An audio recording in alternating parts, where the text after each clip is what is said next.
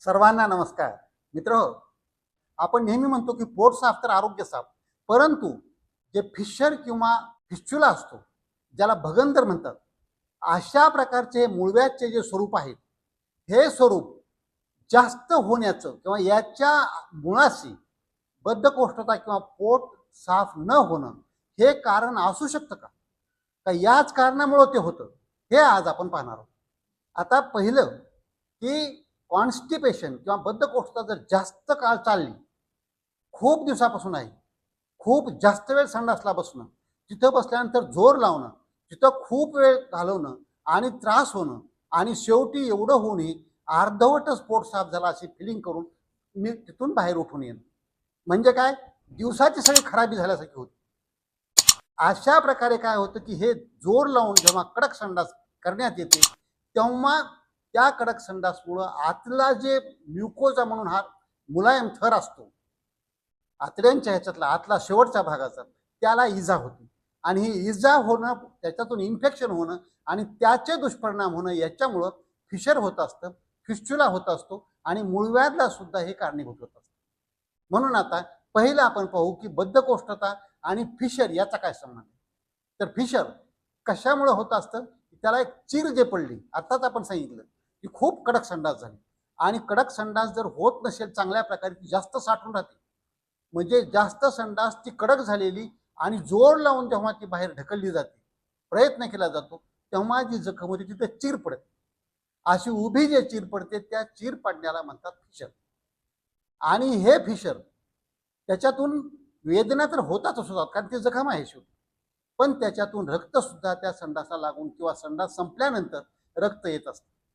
हे सुरुवात होण्याचं मुख्य कारण काय आहे, तुमचं पोट साफ नाही किंवा तुम्हाला कॉन्स्टिपेशन आहे, हे कारण आहे. तसंच दुसरं जे भगंदर म्हणतो आपण किंवा फिस्च्युला ज्याला आपण म्हणत असतो, फिस्च्युला म्हणजे काय असतं की हे जे आतड्याचा शेवटचा भाग आहे, त्याच्यातला जो आतला थर आहे, ज्याला आपण म्युकोजा म्हणतो किंवा म्युकस मेम्ब्रेन मधून, त्याच्यापासून जे तिथे एक तोंड असतं, त्याच्यापासूनची एक नळी जी असते, ही बाहेर त्वचेवर उघडी होण्याची एवढी लांब जे हे ट्रॅक असते, हे जे टनेल असतं बोगदा केल्यासारखं मधून इकडं, तर याला आपण फिस्च्युला म्हणतो. याच्यात काय होत असतं की जेव्हा आता अगोदर आपण जर सांगितलं ते चीर पडणे, तिथं इन्फेक्शन झालं, तिथं लहान लहान ग्रंथी असतात ज्याला ॲनल ग्लँड्स म्हणतात आतमध्ये, ह्या ॲनल ग्लँड्सला इन्फेक्शन झालं की ते इन्फेक्शन काय होतं, जास्त वाढतं. वाढलं की तिथं काय होतं की आपण ज्याला अपसेस म्हणतो किंवा बेंड म्हणतो किंवा गळू गळू आल्यासारखं त्या भागाला खूप वेदना होतात, सूज येते, आतून घाण पाणी तयार होतं, रक्त साठायला सुरू होतं आणि त्याचा पू तयार होतो. आणि हा पू तयार झाला की मग बाहेरच्या बाजूने तो कुठंतरी वाट काढतो, कारण शरीर हे बाहेर फेकून देण्याकरता मग हा ट्रॅक मधून तिकडं तयार करतो. हे जे टनेल आहे हे तिकडं तयार होतं आणि असं तयार झालं म्हणजे त्याला आपण फिस्च्युला म्हणतो. मग हे काय होत असतं, फक्त एकदा सुरुवातीला ते घाण निघून गेली म्हणून ते काही बंद होत नाही आणि घाण काही 100% निघून जात नसते, ती काय होते 60-70% निघून जाईल, पुन्हा 1-2 दिवसांना पुन्हा सारखं त्याच्यातून निघत राहते आणि हे सतत त्याच्यातून घाण. आणि काही दिवस काय होतं, मग एक क्रॉनिक बनू लागलं, हे 1 महिना 2 महिने 6 महिने असे झाले. मग जेव्हा त्याला सेकंडरी इन्फेक्शन होईल किंवा जेव्हा आतून हे कडक संडास होईल आणि जोर लावून त्याला पुन्हा इन्फेक्शन परत होईल, तिथं पुन्हा इजा होईल आणि तिथं घाण साठून पुन्हा आणखी तिथून घाण बाहेर यायला लागते. म्हणजे हे महिना 2-15 दिवस चांगलं वाटतंय, आता संपलंय वाटतं, तिथं काहीच नाही, परंतु नंतर काय होतं, पुन्हा ही घाण बाहेर निघाला तर तिथून एखाद्या बेंडामधून पिळून निघाल्यासारखी बाहेर घाण ही निघत राहते. हे काही गोळ्या घेतल्या तात्पुरत्या, काही घेतल्या की ते पुन्हा कमी होते, म्हणजे इन्फेक्शन मधलं कमी झालं की ती कमी वाटते आणि पुन्हा नंतर सुरू होत असते. हा जो फिस्च्युला होतो याला सुद्धा हेच कारण आहे. म्हणजे पोट साफ होत नसलं तर तुम्हाला फिशर पण होऊ शकतं, फिस्च्युला पण होऊ शकतो आणि मूळव्याधचे जे कोंब असतात, हे कोंब आतमध्ये जेव्हा चीर पडते त्याच्या बरोबरच्या बाजूनं बाहेरच्या साईडला तिथं त्वचेला एक असा बाहेर टॅग आलेला असतो किंवा ज्याला कोंब आलेला असतो असं म्हणतो. आणि हा कोंब काय होतं, इन्फेक्शन झालं, हा फुगतो आणि खूप दुखतं. ती व्यक्ती साधी बसू शकत नाही, चालताना त्याला त्रास होतो, बसताना त्रास होतो, एवढ्या वेदना असतात की ती असह्य वेदना असतात. आणि अशा प्रकारे हे मूळव्याधचे जे हे असतात, आतून ज्या रक्तवाहिन्या असतात, या रक्तवाहिन्या अशामुळं प्रसरण पावतात, ह्या इन्फेक्शनमुळं, सतत त्याला त्रास झाल्यामुळं. आणि ह्या प्रसरण पावलेल्या ज्या रक्तवाहिन्या असतात त्याच्या जेव्हा गाठी बनतात त्याला आपण आतलं पाईल्स म्हणतो, आतला मूळव्याध, आतल्या बाजूचा इंटरनल हिमोरॉइड्स. आणि हे जे बाहेरून दिसणारे असतात त्याला म्हणतात एक्सटर्नल हिमोरॉइड्स, म्हणजे बाहेरून दिसणारा मूळव्याध आणि आतून असणारा मूळव्याध. याच्या सुद्धा मुळाशी कारण हेच आहे. म्हणून जर संडासच्या जागेचे हे जे त्रास आहे, हे त्रास होऊ द्यायचे नसतील तर आपलं पोट साफ झालं पाहिजे, याच्याकडे आधी लक्ष दिलं पाहिजे. आणि पोट साफ होण्याकरता खूप प्रयत्न केले पाहिजे. जेवढे प्रयत्न करता येतात, काय करता येतात, आम्ही सांगणारच आहोत उपाय काय केला पाहिजे असं ते होऊ नये म्हणून. तर अशा प्रकारे लक्ष दिलं पाहिजे आणि पोट साफ झालं पाहिजे. उलट काय असतं याच्यामध्ये, की जर हे प्रकार जास्त दिवस चालत राहिले, मी भीती घालत नाही, परंतु जर हे जास्त दिवस चालत राहिले, सतत फिशर होणं, सतत ते फिस्चुलामधून घाण येणं, सतत पोट साफ न होणं, असं असेल तर त्या व्यक्तीला तिसऱ्या भागाचा किंवा आतड्याच्या शेवटच्या भागाचा, ज्याला रेक्टम म्हणतात, याचा कॅन्सर होण्याची शक्यता जास्त असते. म्हणजे हा तर धोका जीव घेणं आहे, आणखी फक्त त्रासच नाही. म्हणून अशा प्रकारे हे लक्ष दिलं पाहिजे. आता याच्यावर काय उपाय केला पाहिजे? सर्वात नंबर 1चा आहे की तुम्ही चोथायुक्त आहार घेतला पाहिजे आणि शाकाहारी आहारावर जास्त लक्ष दिलं पाहिजे. म्हणजे जे खाल्ल्यानंतर आपल्याला तोंडामध्ये चोथा होतो अशा प्रकारचा आहार. म्हणजे आपण कशामध्ये पालेभाज्या असतात, फळभाज्या असतात, फळं असतात, हे जे निसर्गातून फ्रेश आलेलं आहे ते आहे, किंवा संपूर्ण जे अन्नधान्य असतं त्याच्यामध्ये कोंड असतो, कोंड्यामध्ये चोथा असतो, म्हणजे फायबर्स जास्त पाहिजे, तंतुमय पाठ हा त्याच्यामधला जास्त पाहिजे. असं जर असेल आहारामध्ये तर ते काय होतं, पोटामध्ये गेल्यानंतर पाणी ॲब्सॉर्ब करतं आणि फुगतं ते. हे सॉल्युबल फायबर्स असतात आणि हे फायबर्स मध्ये गेल्यानंतर त्याची व्हॉल्यूम वाढते, मोठी अशी त्याची जागा व्यापते आणि त्याच्यामुळं आतड्यामधून पुढं सरकायला, आतड्यांच्या हालचाली वाढवायला हे फायदेशीर ठरतं.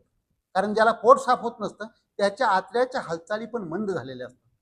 तर त्यांची जी खायची, जी आहार निवडण्याची लाईफस्टाईल असते त्याच्यामध्ये अशा ज्यांचं पोट साफ होत नाही त्या व्यक्ती काय करतात की फ्राईड, सगळं तळलेलं, तुपकट, तेलकट किंवा डब्बा बंद, पाकिट बंद किंवा अशा प्रकारचा आहार जास्त घेणं, किंवा नॉनव्हेजचं प्रमाण जास्त असणं, मटण, चिकन अशा प्रकारात जास्त असणं, मसाल्याचं जास्त घेणं, असे प्रकार वाढत असतात. तर तसे नाही केले पाहिजे. आपण शाकाहारी आहाराकडे आपण जे नेहमी म्हणतो तसं मोड आलेली कडधान्य असतील, आणखी पुन्हा प्रोबायोटिक असेल, हे सगळं जर तुम्ही घेत राहिलं तर पोट साफ व्हायला चांगल्या प्रकारे मदत होते. तसंच हॉटेल्समध्ये वारंवार जाणं टाळलं पाहिजे. बाहेरचं खायचं कधीतरी एखाद्या प्रसंगी ठीक आहे, पण बऱ्याच जणांना खूप सवय असते सतत जायची, तर ते नाही गेलं पाहिजे. तसंच बेकरीचे प्रॉडक्ट जे असतात ते पण जास्त नाही घेतले पाहिजे, कारण त्याच्यामध्ये फायबर हे जवळजवळ खूप कमी किंवा नसल्यातच जमा असतं आणि हे कसं साठवलेलं सगळं आहे, हे मृत अन्न आहे, म्हणून हे नाही घेतलं पाहिजे. याला जोडून दुसरा जो नियम आहे पाळायचा, तो सगळ्यात महत्त्वाचा आहे आणि जी मोठी चूक होते लोकांकडून ते म्हणजे पाणी. पाणी कमी पडलं की तुमचं पोट साफ होणारच नाही, तुम्ही काहीही नियम पाळा. म्हणून पाणी पुरेशा प्रमाणात, आपण जे सांगतो 3.5-4 लिटर दिवसभरामध्ये पाणी प्या आणि हे थोडं थोडं थोडं थोडं सतत पित राहा. याला जास्त एकदम पिऊ नका. एकदाच मी 3 ग्लास पिले, 4 ग्लास, फक्त सकाळी उठल्यावरच आपण सांगतो पाणी प्या जास्त म्हणून, बाकीच्या वेळेला जास्त पिऊ नका. म्हणून पाणी पुरेसं असलं तर काय होतं की ते आपण जे खाल्लेला आहार असतो त्याच्यामध्ये हे पाणी मिक्स होऊन ते थोडं लिक्विड, सेमी लिक्विड स्वरूपामध्ये थोडं पातळ, आतड्यांना पुढं ढकलायला सोपं जातं आणि हे पुढं पुढं जात राहिलं की साठणार नाही आणि तुमचं पोट साफ व्हायला मदत होईल, कडक संडास होणार नाही. तिसरं, जर तुम्हाला कधी वाटलं की पोट साफ होत नाही तर त्यावेळेला खूप जोर लावू नका, जास्त वेळ संडासमध्ये बसू नका. कारण जास्त वेळ बसलात आणि जास्त जोर लावला तर त्या प्रेशरनं पुन्हा जे आपण वर वर्णन केलं त्याप्रमाणे चीर पडणं, तिला इन्फेक्शन होणं, त्याच्यातून फिशर होणं, पाईल्सकडे जाणं, मूळव्याध होणं, फिस्चुला होणं, हे सगळे प्रकार पुढे वाढतात. म्हणून ते जास्त वेळ बसू नका किंवा जास्त जोर लावू नका. औषधं घ्या किंवा हे नियम पाळा आणि पोट साफ झालं पाहिजे पटकन. हे पहा, 1 मिनिटामध्ये तुम्ही संडासला बसल्यानंतर तुम्हाला उठावं वाटलं पाहिजे आणि पूर्ण संडास झाल्याची फिलिंग आली पाहिजे. हे सगळ्यात महत्त्वाचं आहे. त्यासाठी हा जर त्रास आता असेल पाईल्सचा, फिशरचा, फिस्च्युलाचा, तर काय करा, डॉक्टरांना भेटून त्यांच्याकडून औषधं घ्या, गोळ्या घ्या, त्याला लावायचा मलम घ्या. त्या आतल्या साईडनं मलम लागला पाहिजे आणि एवढं अंतर मध्ये लागला पाहिजे. हा मलम लागण्याकरता त्याला ॲनल डायलेटर्स असतात स्टीलचे.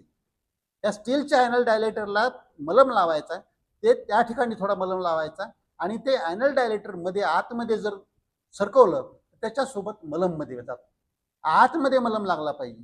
आणि याला जोडून सीड्स बाथ म्हणतो आपण, म्हणजे टोपल्यामध्ये पाणी घ्यायचं, ते कोमट करायचं, त्याच्यामध्ये थोडंसं मीठ टाका किंवा थोडं डेटॉल सारखं काहीतरी असं हे टाका किंवा बेटाडीन टाका, थोडं त्याच्यात टाकलं आणि त्याच्यात बसलं कोमट पाण्यामध्ये, तर त्यानं पण शेक चांगला मिळतो आणि चांगल्या प्रकारे ती जखम बरी व्हायला मदत होते. तसंच डॉक्टरांना कोणत्या दाखवलं पाहिजे हे पण सगळ्यात महत्वाचं. माझी डिग्री आहे म्हणून मी म्हणत नाही, MS जनरल सर्जन जे असतात ते याचे तज्ज्ञ असतात, किंवा याच्यातलेच आणखी त्याच्या पुढचं म्हणजे गॅस्ट्रोएंटरोलॉजिस्ट जे असतात त्यांना, किंवा याच्यापेक्षा आणखी कोलोरेक्टल सर्जन्स असतात त्यांना, यांच्यापैकी दाखवलं पाहिजे. बाकीच्या डॉक्टरांना त्याच्याबद्दलचं जास्त म्हणजे एकदमच समजत नाही असं नाही, परंतु खरे उपचार करणारे हे त्याच्यातले तज्ज्ञ डॉक्टर असतात, यांना दाखवलं पाहिजे. त्यांच्या गायडन्सप्रमाणे पूर्ण कोर्स केला पाहिजे. शक्यतो आम्ही तर नेहमी प्रयत्न करतो की 99% लोकांचं बिना ऑपरेशननं हे भागलं पाहिजे. ऑपरेशन करायची वेळ नाही आली पाहिजे अशी काळजी घेतली पाहिजे. 1% केसेस अशा निघू शकतात की त्यांना ऑपरेशन टळणारच नाही, परंतु 99% लोकांना याच्यातून बिना ऑपरेशनचं बाहेर निघता येऊ शकतं. फक्त हे सगळे पथ्य पाळले पाहिजे, डॉक्टरच्या सल्ल्याप्रमाणे काही दिवसाकरता औषधोपचार आणि हे सगळे नियम पाळलं पाहिजे. म्हणजे काय होईल की पोट साफ चांगलं होईल. आणि पोट साफ न झाल्यामुळे जे होत असतात हे दोष, हे फिशर, पाईल्स आणि हे फिस्च्युला, तसंच होऊ शकणारा कॅन्सर, हे पुढचे जे धोके आहेत हे सगळे टाळता येतील, त्रासही होणार नाही आणि आपलं आयुष्य निरोगी राहून दीर्घायू जगता येईल. आजचा हा व्हिडिओ आवडला असेल, इतरांना पाठवा, लाईक करा, कॉमेंट करा. तुम्ही हे सगळे नियम पाळणार आहात असं मला प्रॉमिस द्या. आणि आजपर्यंत जर डॉक्टर राम जावळे हे चॅनल सबस्क्राईब केलं नसेल तर प्लीज सबस्क्राईब करायला विसरू नका, कारण आपलं आरोग्य आणि सत्यमेव जयते, सर्व नात्यांहून श्रेष्ठ मला हेच नातं. जय जवान, जय किसान, जय भारत, जय इन्सान. निरोगी राहून दीर्घायू होऊन आकाशात भरारी घेऊया. चला दोस्त हो, रोगराईला हाकलून